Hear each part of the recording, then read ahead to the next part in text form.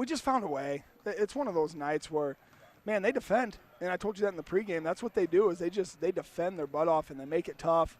So when you do get shots, you got to be able to knock them down, and we didn't tonight. I thought we got some good looks when we kept the play simple and we did some things the right way.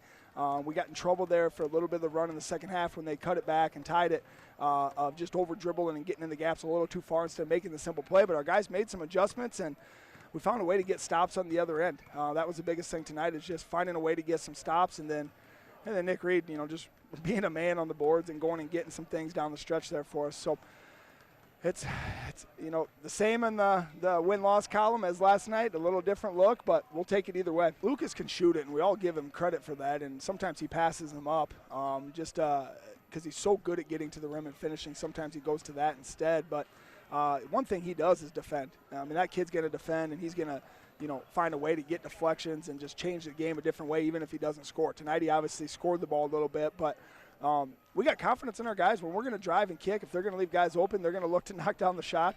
And he got it going a little bit tonight, and to our guys' credit, they found him early in that game when he was hot. And then, he found a way to get some easies. Anytime you're playing a team like that defends so well and makes it so hard on offense, if you can defend the other side and get some easies going the other way, it helps you. Yeah, I'm so proud of Foley, man. That kid just he works his butt off.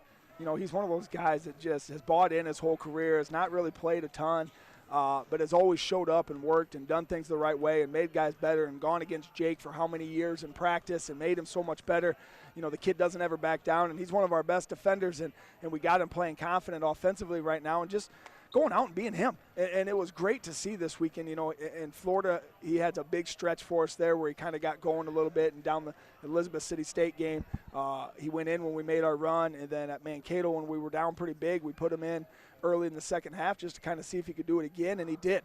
And he's just out there competing right now. He's competing, and he makes everybody else better around him, and he was a big part of this thing tonight. We don't win without him.